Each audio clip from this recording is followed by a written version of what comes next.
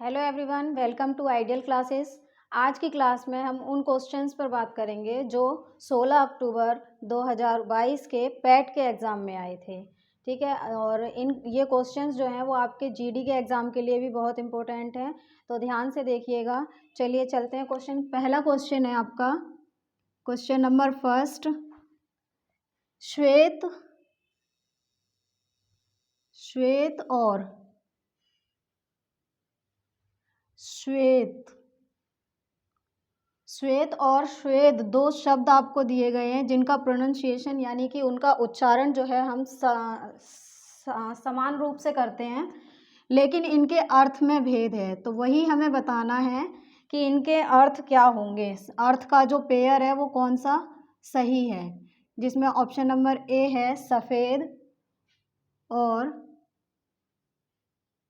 पसीना, option number B है निजी और सफ़ेद, ऑप्शन नंबर सी है सफ़ेद और मनमाना, सफ़ेद और मनमाना, ऑप्शन नंबर डी है स्वच्छ और पसीना, स्वच्छ और पसीना। इसमें श्वेत और श्वेत दो शब्द दिए गए हैं जिनको हम उच्चारण समान रूप से करते हैं, लेकिन उनके अर्थ में भेद है। तो वही बताना है कि इनमें से कौन सा पेयर जो है वो सही है इनके अर्थ के हिसाब से। इसमें यह भी चीज़ याद रखना कि इनमें जो पहले शब्द दिया गया है उसका अर्थ भी हम पहले ही पढ़ेंगे, यानी कि जो पहले वाला शब्द है वो पहले ही शब्द का अर्थ होगा और बाद वाला बाद वाले का ही होगा।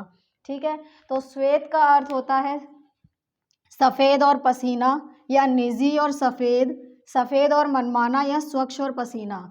तो इसका जो सही ऑप्शन आपका होगा वो होगा ऑप्शन नंबर ए, यानी सफ़ेद और पसीना, जिसमें श्वेत का अर्थ होता है सफ़ेद और स्वेद अर्थात पसीना।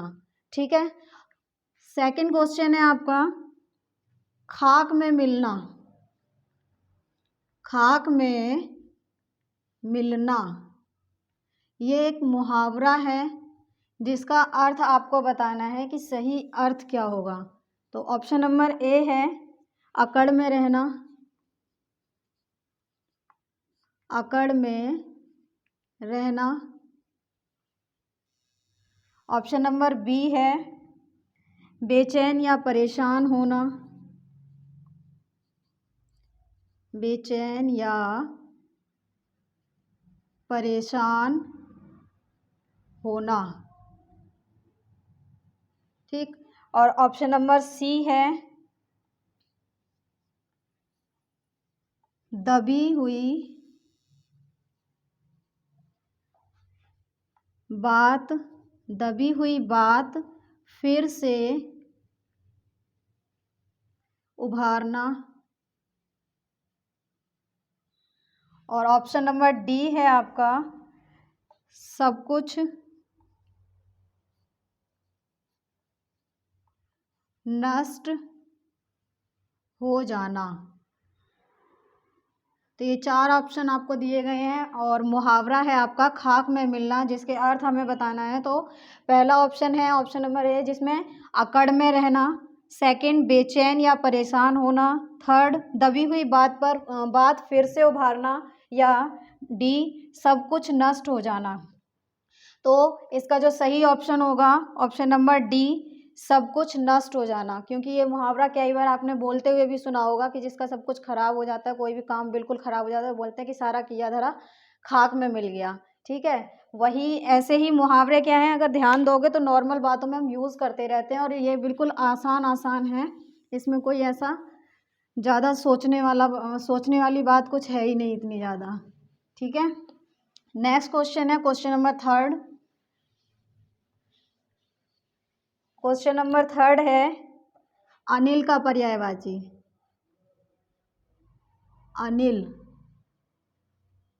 इसका पर्यायवाची आपको बताना है, जिसमें ऑप्शन नंबर ए आपको दिया गया है अनल, बी है ऑप्शन पावस,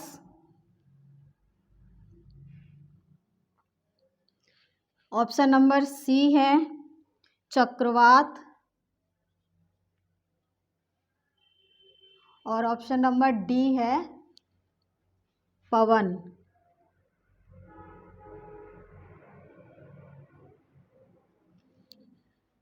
तो पर्यायवाची शब्द इसका बताना है, तो पर्यायवाची तो आपको पढ़ने ही पड़ेंगे, इसका कोई सूत्र नहीं है कि आप उनकी शकल या उनका कोई एक पॉइंट उठाकर उससे याद रख सको, वो तो आपको पढ़ने ही पड़ेंगे। और अगर आपने पढ़े होंगे तो याद हो।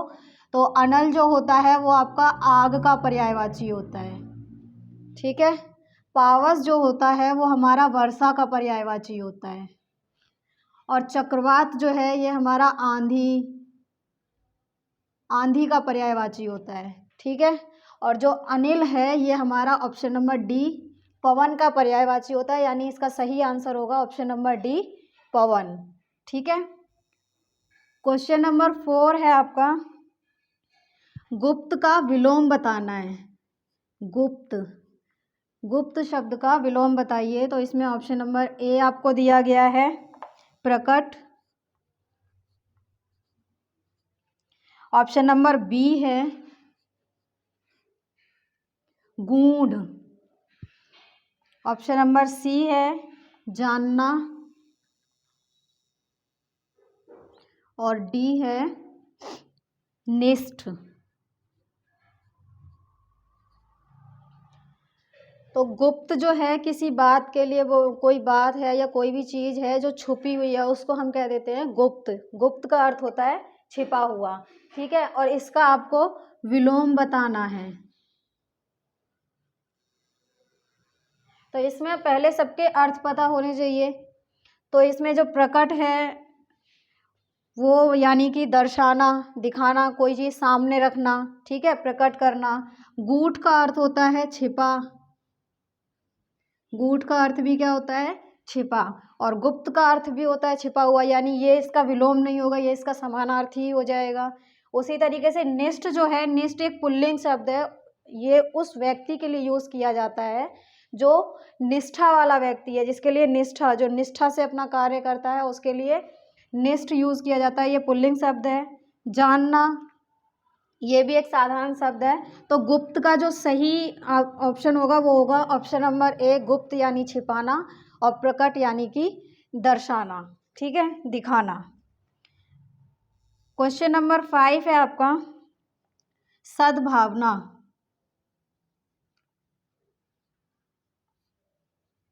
सद्भावना इसका आपको संधि विच्छेद बताना है। संधि विच्छेद, सही संधि विच्छेद क्या होगा? तो इसका क्या बताना है? संधि विच्छेद बताना है आपको। नीचे विजुअल है। फर्स्ट है ऑप्शन स प्लस द भावना, ऑप्शन नंबर बी है इनमें से कोई नहीं,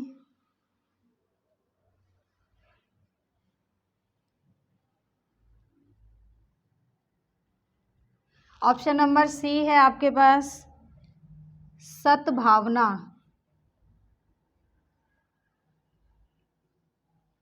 सद्भावना, और ऑप्शन नंबर डी है संभावना।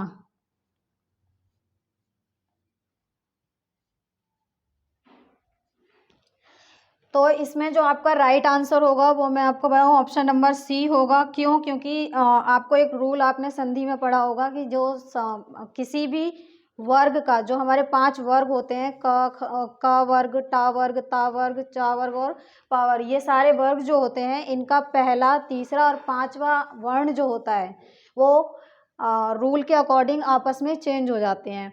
तो इसमें वही वाला है, ता जो है वो द में परिवर्तित हो गया है, और यहाँ पर जो संधि आपसे पूछी जाए तो संधि यहाँ पर व्यंजन संधि होगी, ठीक है। तो ये सारे जो हमने अभी तक क्वेश्चन किए हैं ये सारे थे आपके 16 दिसंबर 2022 के पैट के एग्ज़ाम में आए हुए फर्स्ट शिफ्ट के क्वेश्चन थे, ठीक है।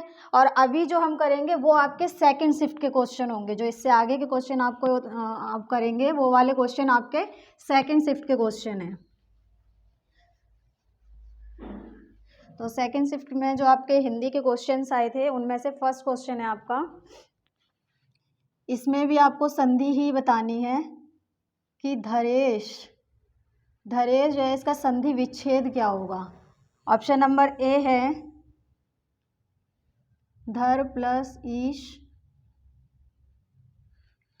ऑप्शन नंबर बी है धरा प्लस ईश,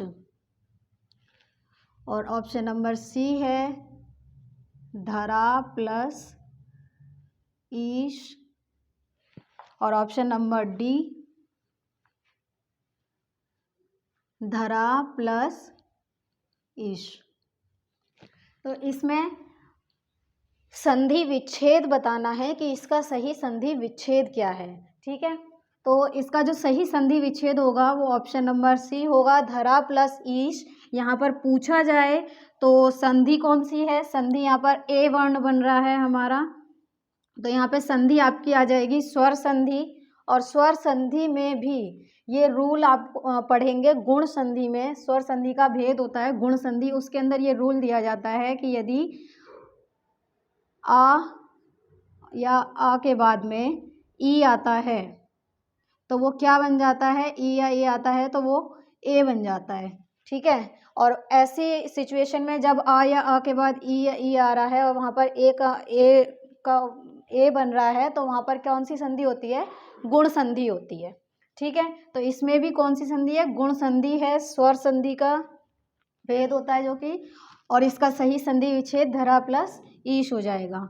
उसी तरीके से सेकंड क्वेश्चन है आपका समश्रुत। समश्रुत शब्द अली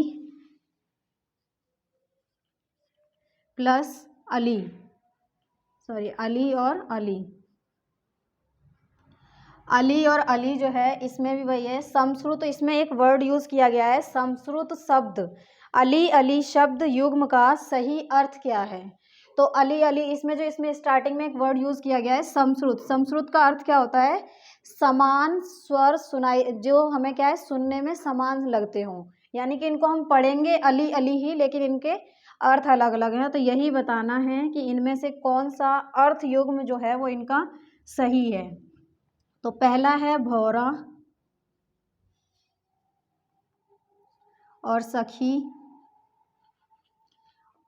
बी ऑप्शन है दसन दर्शन, सी ऑप्शन है दमन और दामन, और डी ऑप्शन है कंधा और हिस्सा। तो इसमें से अली का जो सही अर्थ समझा रहे हैं वो ऑप्शन नंबर आपका ए आएगा, भौरा और सखी। ये वाला टॉपिक भी आपको क्या है अच्छे से तैयार कर लेना है, जिसमें आपसे शब्दों के अर्थ पूछे जाते हैं और ये पेयर में दिए जाते हैं, तो इनको भी आपको पढ़ना पड़ेगा। ठीक है, इनके अर्थ पता होने चाहिए। ये वाला टॉपिक इंग्लिश में भी आपको पढ़ने को मिलेगा और हिंदी में भी। नेक्स्ट क्वेश्चन जो है आपका क्वेश्चन नंबर थर्ड, और ये वाला आपका सेकंड शिफ्ट का चल रहा है, इसी 16 अक्टूबर की सेकंड शिफ्ट के क्वेश्चन है। क्वेश्चन नंबर थर्ड है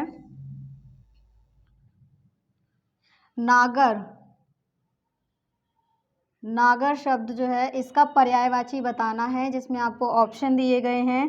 पहला ढोल, दूसरा यानी कि बी देवनागरी,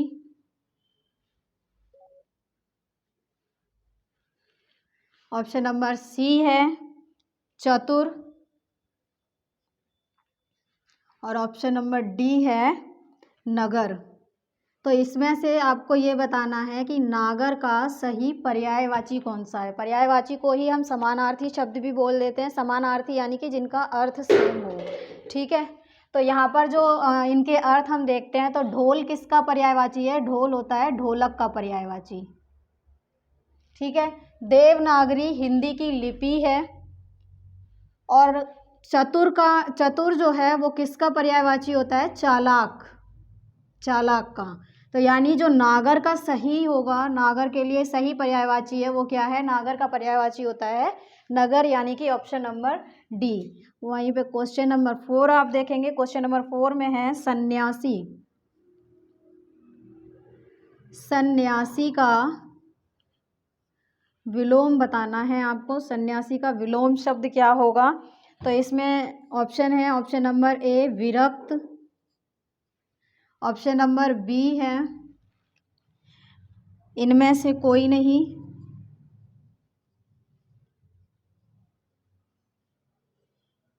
इनमें से कोई नहीं, ऑप्शन नंबर सी है गृहस्थ, और ऑप्शन नंबर डी है संतापी। संतापी। तो सन्यासी का अर्थ क्या होता है? जिसने सब कुछ त्याग दिया हो। ठीक है, त्याग, सन्यास का ही मतलब क्या होता है? त्याग।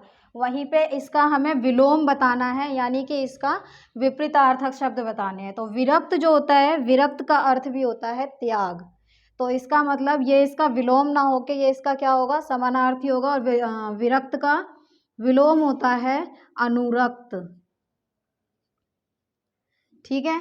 वहीं गृहस्थ जो है वो होता है परिवार के साथ रहने वाला, यानी कि सन्यासी का जो सही विलोम होगा वो होगा आपका ऑप्शन नंबर सी गृहस्थ। और संतापी जो होता है संताप भोगने वाला, यानी कि संताप का अर्थ होता है दुख भोगने वाला, यानी कि दुखी जो होता है उसे ही संतापी। दुखी और संतापी समानार्थी शब्द हैं। ठीक है। और लास्ट क्वेश्चन है आपका क्वेश्चन नंबर 5।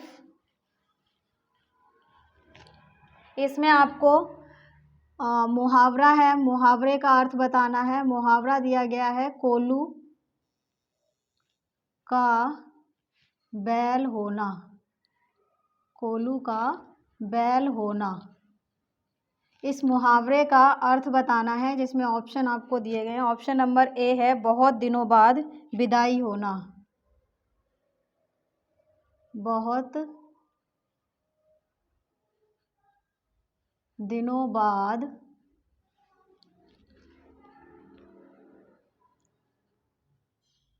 विदाई होना। ऑप्शन नंबर बी है मन लगाकर काम ना करना।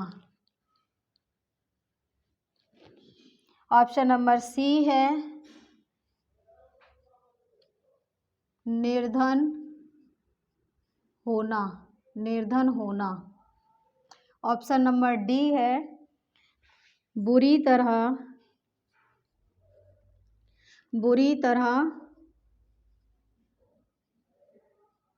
काम में लगे रहना। तो मुहावरा आपको दिया गया है कोल्हू का बैल होना, और इसका सही अर्थ क्या होता है? तो इसका सही अर्थ होता है बहुत दिनों बाद विदाई होना, या मन लगाकर काम ना करना, या निर्धन होना, या बुरी तरह काम में लगे रहना। ठीक है। तो इसमें से जो सही ऑप्शन होगा वो आपका ऑप्शन नंबर डी है बुरी तरह काम में लगे रहना। कोल्हू का बैल जो मुहावरा होता है उसका अर्थ होता है बुरी तरह काम में लगे रहना। और इसी के साथ आपके ये 16 अक्टूबर के भी क्या है सभी क्वेश्चंस कंप्लीट हो गए हैं दोनों शिफ्ट के। और अगली वीडियो में हम जीडी के ही कुछ क्वेश्चन पे प्रीवियस जो एग्ज़ाम क्वेश्चन पेपर्स हैं उन्हीं के क्वेश्चंस लेके आएंगे, जिस पे क्या है हम जीडी के एग्ज़ाम के लिए प्रैक्टिस करेंगे। तो आज की वीडियो के लिए बस इतना ही। Thank you.